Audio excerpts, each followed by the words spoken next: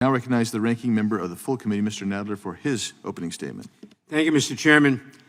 Mr. Chairman, no one should be afraid in their own community. No one should be afraid to walk to school, to go to their neighborhood park, or to drive home to their families after a long day at work. We all share a commitment to protecting our communities, and I want to thank our impacted witnesses for appearing today and for sharing their stories. The COVID-19 pandemic destabilized many communities nationwide, exacerbating root causes of violent crime like poverty and joblessness. And it left many of our young people without the daily structure and mentors to help them succeed. While some cities have largely recovered from the effects of the pandemic, Washington, D.C. still has more work to do to improve public safety. But make no mistake, our Republican colleagues have not called this hearing to help D.C. solve problems. They were not looking to solve problems when they called a hearing on victims of violent crime in Manhattan just 2 weeks after its district attorney charged President Trump with multiple felonies. They were not looking to solve problems when they held a roundtable in Chicago mere days before a potential government shutdown. And so too today, as Republicans struggle to elect a new speaker, sending the House spiraling into new depths of chaos and dysfunction, this hearing is yet another attempt to distract and mislead the American people. We won't fall for it. The Republican majority offers no policy solutions that would actually protect residents of Washington, D.C. or other big cities. Instead, they seek only to flood these cities with more guns, while they work against meaningful legislation to invest in our communities and support proven public safety measures. Remember that under Democratic control, the House passed the Victim Act, legislation that would provide $100 million a year to law enforcement to help solve homicides. But 178 Republicans voted against it.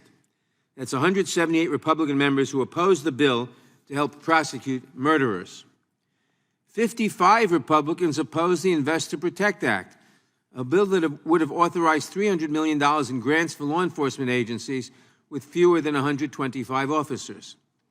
And now that Republicans are in the majority, not only have we not taken any of these bills back up, but they are actually looking to cut funding for dozens of critical grants and government services that support state and local law enforcement. How exactly is this supposed to protect victims of violent crime in Washington, D.C.? Meanwhile, D.C. has the highest per capita spending on police in the country. D.C. also has the largest per capita police force, the most officers per resident of any city in the country. So D.C. is investing in law enforcement, and it will keep investing in law enforcement, but Democrats know that this is just part of the answer. For law enforcement to be effective, it also has to have the trust of the community it serves. Officers have to be able to get tips from community members to solve crimes. That's why we supported the George Floyd Justice and Policing Act to fund training, promote accountability, and strengthen public trust. 212 House Republicans, that is to say all of them at the time, voted against it. And now communities have fewer homicides when there are fewer illegal guns. That's why we established a federal crime for gun trafficking and straw purchasing in the Bipartisan Safer Communities Act. It became law over the objections of 193 Republicans who voted against it. And crime prevention is about much more than law enforcement. That's why we passed the Break the Cycle of Violence Act to invest in community violence intervention and job training programs for 16 to 24-year-olds. 207 Republicans voted against it. Time and time again, Democrats have put forth comprehensive public safety solutions that fund law enforcement, support community partners, provide job opportunities, and combat gun trafficking. Republicans have opposed these efforts over and over, instead offering hearing after hearing that serve as nothing more than a press release.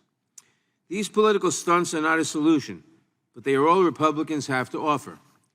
And don't forget that when a violent mob of right-wing extremists stormed the Capitol on January 6th, following encouragement from Donald Trump, few of our Republican colleagues were worried about violent crime in D.C. on that day. When that mob beat police officers, including both Capitol Police and the D.C. Metropolitan Police who came to provide support, many of our Republican colleagues downplayed the brutality that these officers faced. And when Speaker Pelosi brought forth a bill to honor the Capitol Police and the D.C. Police with congressional gold medals, 21 Republicans, including members of this committee, voted against it.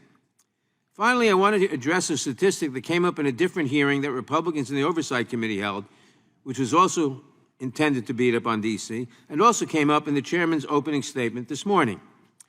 They attacked U.S. Attorney for the District of Columbia, Matthew Graves, for declining to charge 67% of the arrestees referred to his office in fiscal year 2022, implying that he is soft on crime.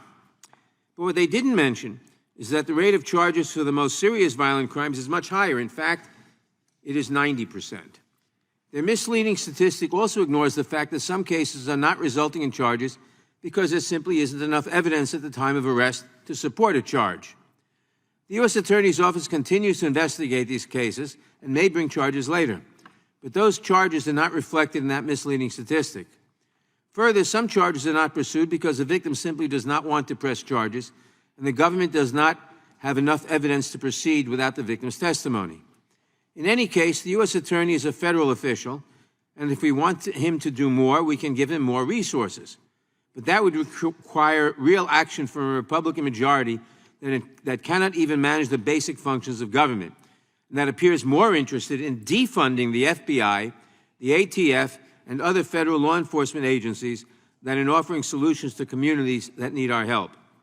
I look forward to hearing from our witnesses about how the many solutions the Democrats have offered can improve public safety in D.C. and across our nation. Unlike our colleagues, we are ready to act.